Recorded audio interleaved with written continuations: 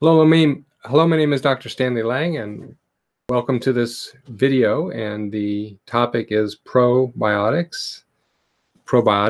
And the context for this presentation is a whole person health approach to health of body, mind, and spirit. Now, we're going to be focusing on physical and emotional health in this brief video today. So I purposely broke the word probiotics into two to emphasize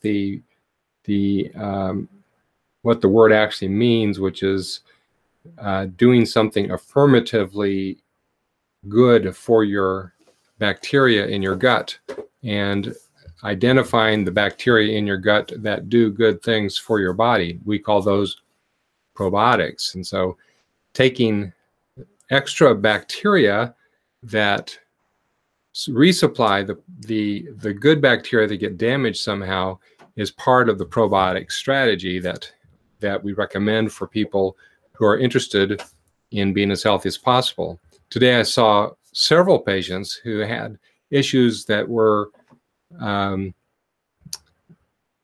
significantly tied to this question.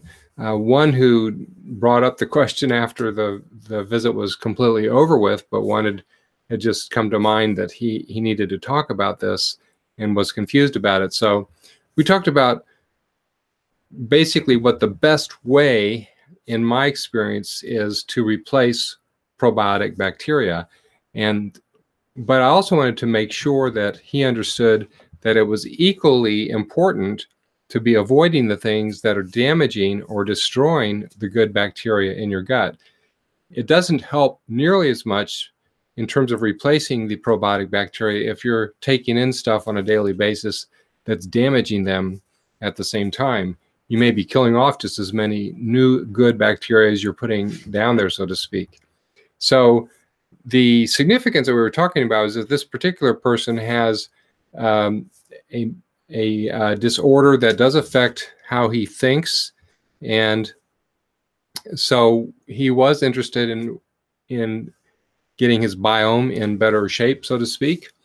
And the ideas that we talked about were all new to him. So the question is, do you take probiotics in a capsule form, tablet form of some sort, where they're packaged neatly into something that you can swallow, or is it better to take them by foods? And I told him that in my experience, it works much better when people take these probiotic capsules take these probiotic bacteria not as capsules, but in a food form. So what's a food form? That means a food that is still fermenting from the bacteria that is in it. So the only one that people are really familiar with is yogurt.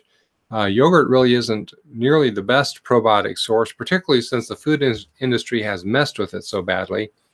But two other sources that I strongly encourage patients to use is organic apple cider vinegar and kefir, which is fermented milk. And then I encourage people to start fermenting their own vegetables at home.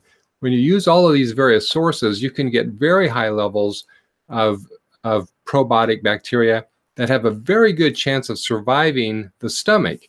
One of the issues with any kind of probiotic supplementation is that it has to get through the stomach. And these bacteria that live in these food environments, they're already living in a stressed environment. They have a much higher chance of getting through the stomach acid than any kind of encapsulated probiotic.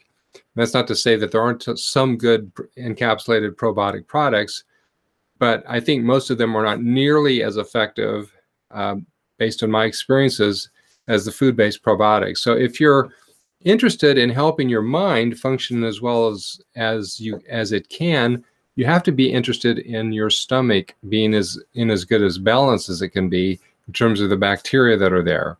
And that means paying attention to the things that are harming them, and on a regular basis resupplying these good bacteria through the food choices that you make.